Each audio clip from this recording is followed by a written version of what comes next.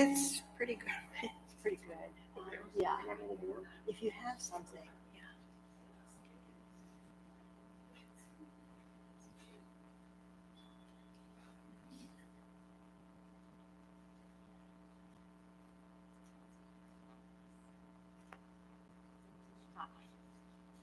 Thank you, Gary. Tim. Well, I think we'll go ahead and get started. And this is part 2 of my series of programs based on a book that I wrote about my grandmother, Alice King Eby. And before I start in today, I just want to say it is such a welcoming place here at Timbercrest.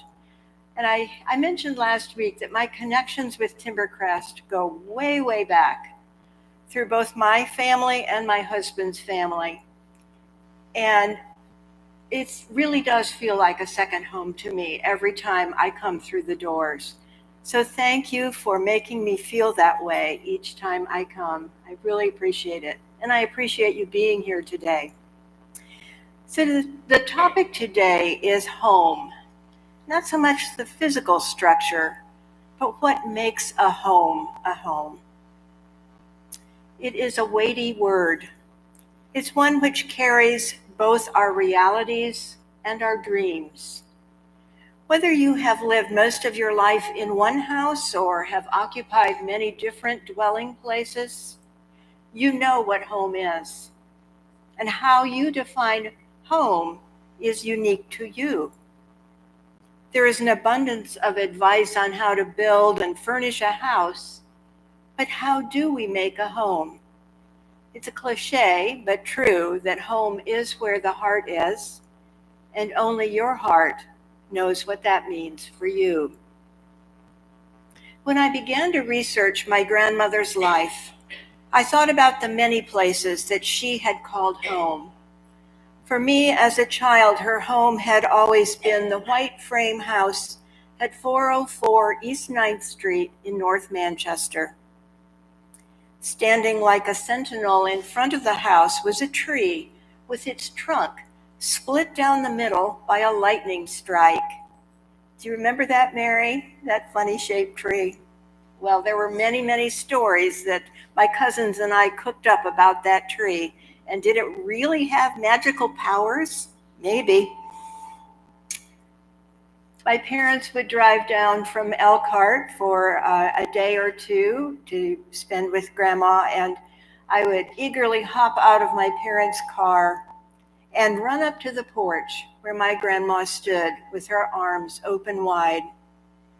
I still drive by that house occasionally. In fact, I drove by it today. And every time I see it, I think, there's my grandma's house.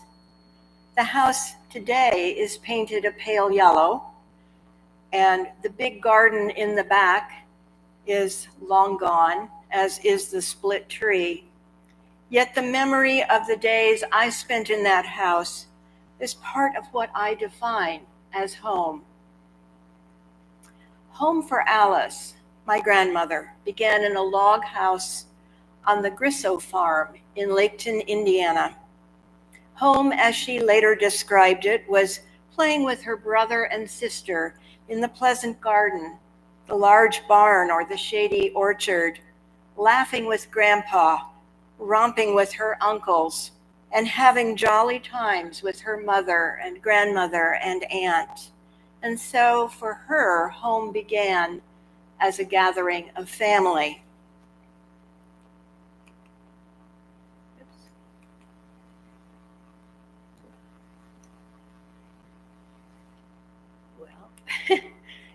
Jim, this isn't working. Do I need to?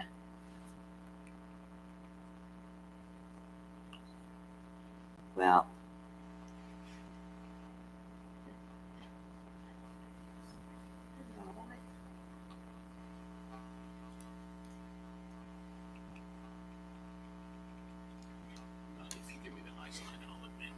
okay, thank you. It was working earlier. Technology.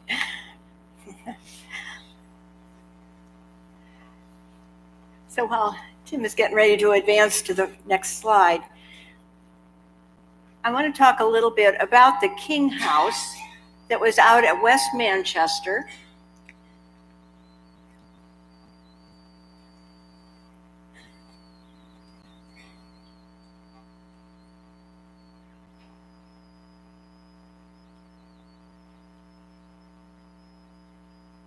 Well, this may not work. Well, I can describe it. There it is.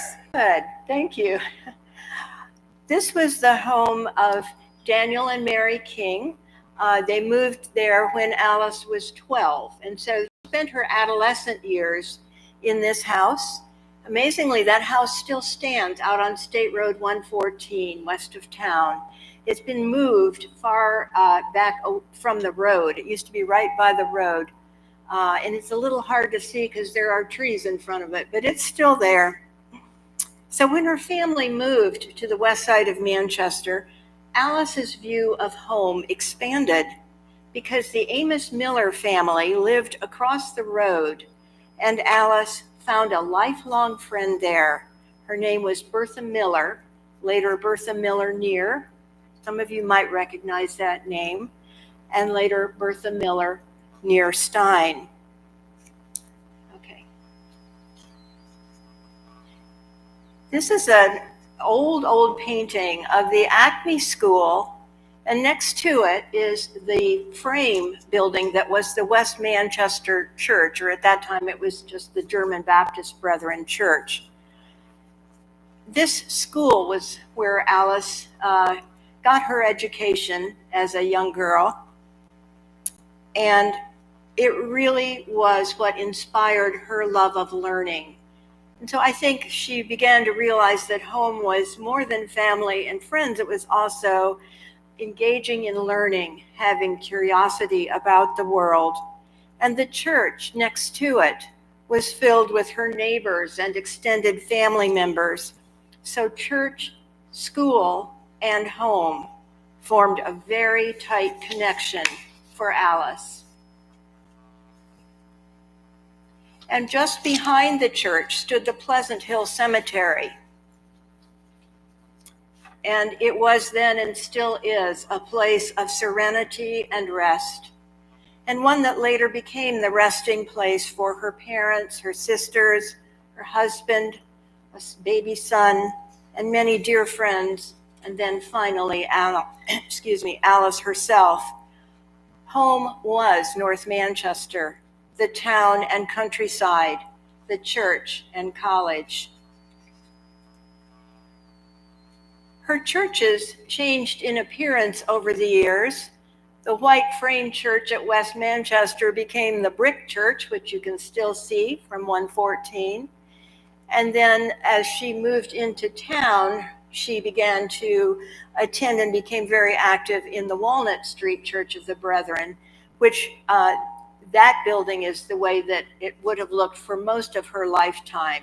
The much enlarged building came when she was near the end of her life.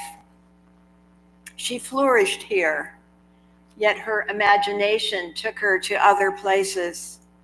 Encounters with missionaries who worked in faraway places like India and the South Sea Islands stirred her to think in a new way about her future. Alice never dreamed of a grand house. Home might be a tin roof and dirt floors. All she wanted was a safe space that gave welcome to everyone. Okay, this is a picture of the Bible school at Manchester in 1898. And I don't know if you can see from where you're sitting, but The fourth from the right in the front row is a bearded gentleman. That was my grandfather, Adam Eby. And behind him, fourth in the second row, is Alice. And next to her, right in the middle, is President E.S. Young. He had been her professor and her mentor for many years. And in the back row, the fourth from the right, a young woman wearing a covering, is Phoebe King. And she was Alice's sister. She married Adam's brother, and eventually she had a grandchild named Mary Eby. And so Mary and I are double cousins, and you can tell we go way back. So when Adam Eby entered her life, she found someone who also dreamed of a home in a land where millions of people had never heard the story of Jesus. They joined their dreams in marriage, and they sailed to Bombay, India in 1900, and there they were welcomed to the first established mission of the Church of the Brethren in Bulsar. In all, they lived in 7 different mission bungalows in India. 2 of them became home in the deepest sense, Dahanu and Awa. After 2 years of training here at Bulsar, they moved into their first home at Dahanu. It was a small rented house, the one on the left. It was right across the street from the train station, and so they had lots and lots of visitors. It was in a village on the outskirts of Dahanu called Mulyan. It was a place where Muslims and Parsis and Christians and non-caste people lived because they were not welcome in the town of Dahanu. Alice described the house in her diary on the day they moved in. She said it looked neat and clean, freshly whitewashed. Adam had most things in place, and it seemed like home. It had a real home feeling, and we are trusting that God's work may prosper in this place. And on this, in this left picture, you can barely see, there's a man bending over, standing up, bending over. That is Dr. Yerriman.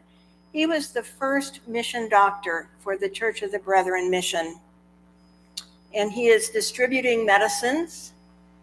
And Alice is sitting next to him, and she's holding baby Paul. He was their firstborn. So the 4-room house was home for the Ebys for 3 years.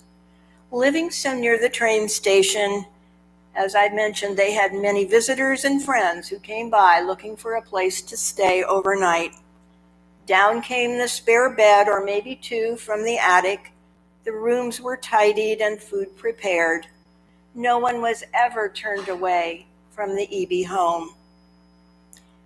Adam determined that he must in some way meet the healthcare needs of the neighbors at Mulyan and in the surrounding villages. He began to dispense medicines from the veranda of their house, and as word spread, the people crowded into the yard, just like they're doing there. He documented in articles in the Missionary Visitor that he sometimes had hundreds of patients, sometimes even thousands of patients in a day. I just can't imagine how exhausting it must have been.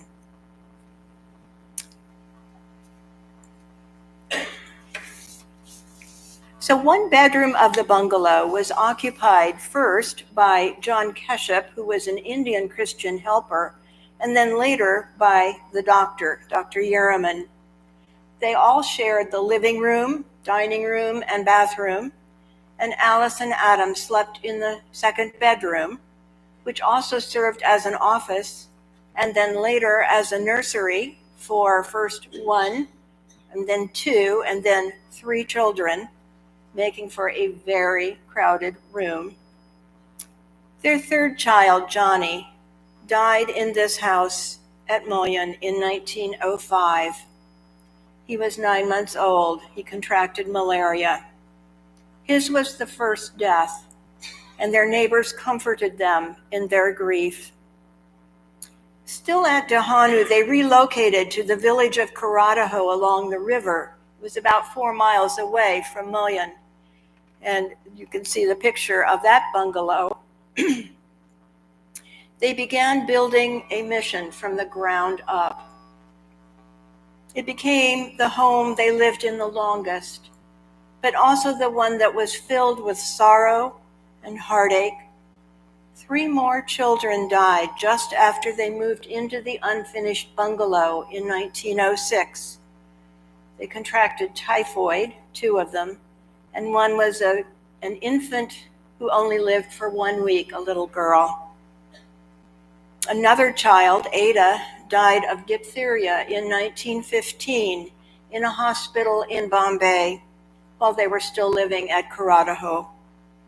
As Alice wrote in her diary, when they departed Dahanu to return home to America, there is precious dust in that earth. India claims much that is dearest to us. And Adam later wrote, "Can you wonder that Dahanu is a semi-sacred place to us?" In January 1919, the Ebes returned to India after their second furlough, and they traveled through forests and jungle to the town of Awa, which was in the area called the Dongs. It was a very remote area. And this would be their mission home until 1925. Adam had dreamed of working with the people at Awa ever since he had visited the town in 1905. Okay. And this is their home at Awa. It was quite a substantial house, as you can see, but there was a lot going on in there. They had a lot of things that they tended to beyond just living there. For Alice, Awa was a place that she had never seen, but she came to love. She flourished there, teaching the women to read and sew, planting the seeds for the church to grow, and nurturing her daughters. This is the Eby family in 1926. They were about to take their 3rd furlough to America. My mother is 16 years old, and she is leaving her home in India forever. She does not think she will ever return to India. She's going off to college and then to start living her own life. And so it was quite a bittersweet moment for them. Both Lois and Leah retained in their memories all their lives that place called Awa, and they both referred to it as their spiritual home. Leah was the youngest in the front, and Leah and Lois, my mother, is right behind her. When the Ebes were reassigned to another mission station, Varda, they were given a great farewell at Awa. And as they left in the spring wagons to travel through the jungle back to Varda, a few of the Christians at Awa accompanied them on their journey. One night they sat around the campfire under the starry heavens, and they talked of experiences that had drawn them together in love and understanding. This was a place that would truly feel like home always for the Ebes.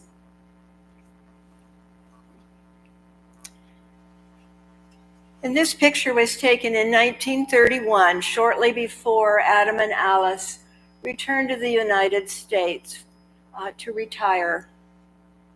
The woman on the right is Eliza Miller, and she had traveled with Alice and Adam on the ship in 1900. They traveled together. The 3 of them had been friends all that time, and I think it must have been rather hard to say goodbye at this point. So their service in India came to an abrupt end in 1931. They were supposed to stay until 1936, but they were about halfway through their fourth term. Adam's health had declined, and an X-ray led to a diagnosis of possible colon cancer. At the direction and insistence of the mission committee, they packed in haste and left the land where Adam had hoped to live out the rest of his days. He feared there was nothing for him to do, no purpose to a life for him in North Manchester. Alice, however, was very torn because, remember, they had left a daughter behind in North Manchester, and Alice yearned to see her again after 3 years.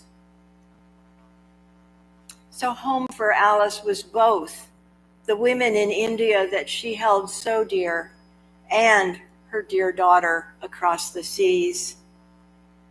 They returned to a rented house on East 9th Street, and in 1937, they had an opportunity to buy the house next door. Can you tell how happy they are? This is my favorite picture of my grandparents. They're sitting in front of the picture window in the living room, and I think my grandpa probably just grabbed Alice and pulled her down. This was the only property that they ever owned. Adam found plenty to do in North Manchester. He preached regularly at the West End Mission Chapel. He fixed up the house and replaced the porch. He was a hard-working man, and by the way, he did not have cancer. They found out when they got back to the States.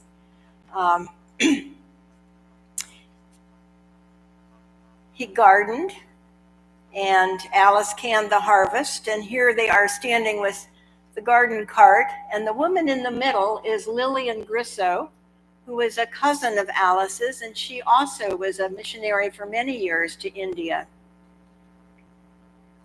Well, Alice kept busy teaching Sunday school and working for a time as the district mission secretary. Adam only lived for 2 years in this house before he died. Eventually, Alice was able to return to India. It had been her dream for so long, and that dream was fulfilled in early 1945, and she traveled across the Atlantic on this ship, SS Athos, and they had to travel in secrecy. They were traveling early in May, and I don't know if you remember, but VE Day was declared in May, and it was actually announced on the ship the day that they left New York Harbor that victory had been declared. And however, there were still submarines out in the Atlantic that had maybe not gotten the message, so there was a lot of danger on this voyage. They traveled in a convoy with 8 other ships, and at night they had to put blackout curtains over their porthole windows and try to sleep in stifling hot temperatures. So when Alice finally arrived in India, she assisted in several missions.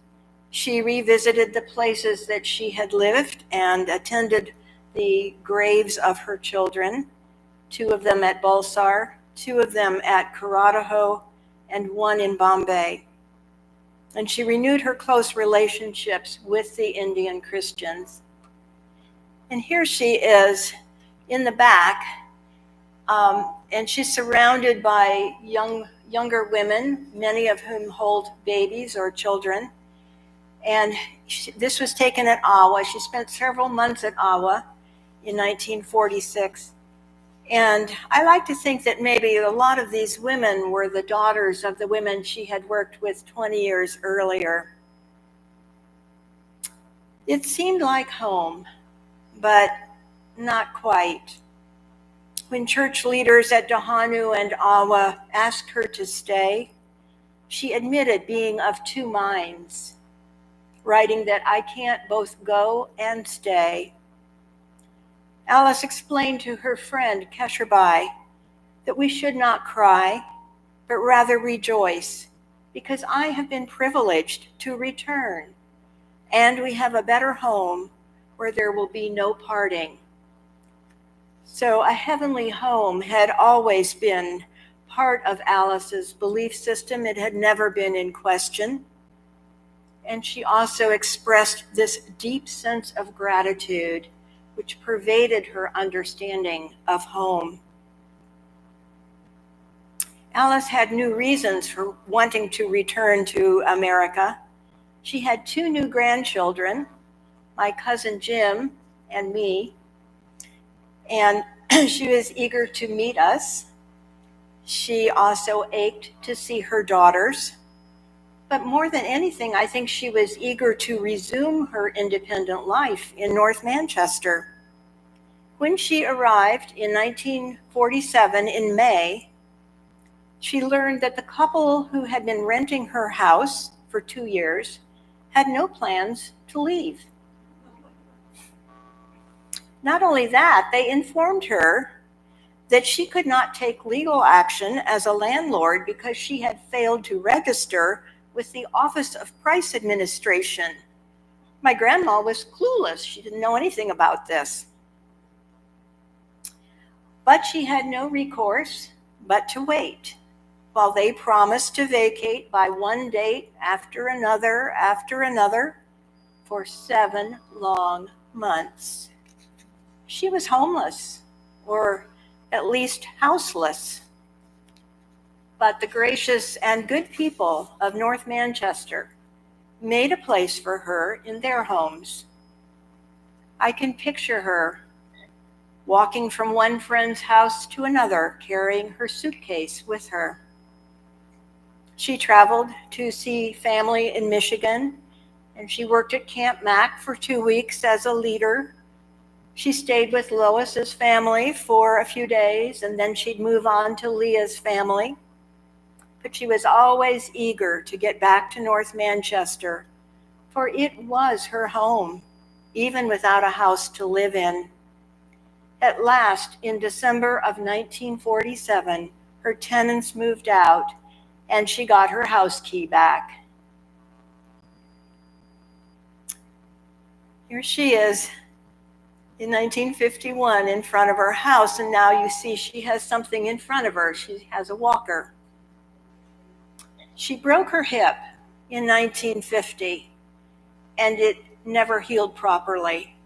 And so the only way she could get around was by leaning heavily on a walker for the rest of her life. But she managed in her own house with the help of neighbors and friends, of course. I like to think that had Timbercrest existed back then, I'm sure she would have signed up right away.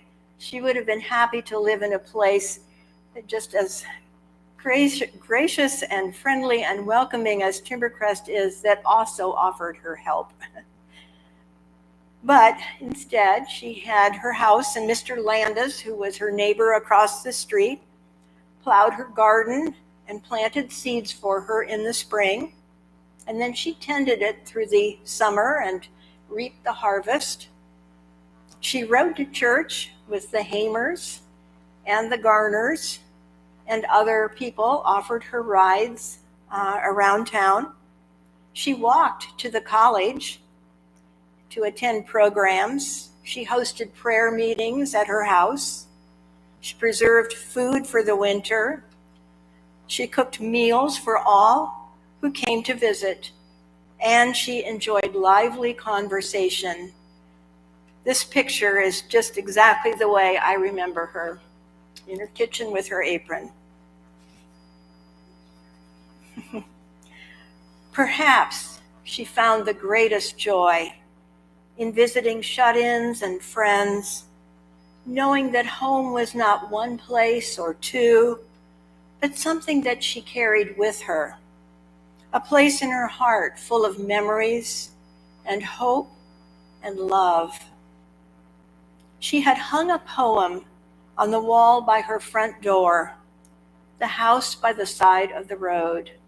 Does that strike a chord with any of you? Anyone who came to visit her could stop and read the poem. In the end, its famous line described her idea of home in the simplest of words: but let me live by the side of the road and be a friend to man. Thank you.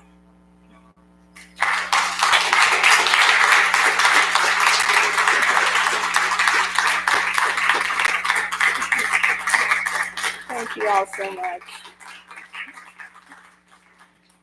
I don't know, we might have just a couple minutes for questions, maybe, if anybody has a question or something you want to ask about. Okay, well, thank you all so much. It's been a real pleasure.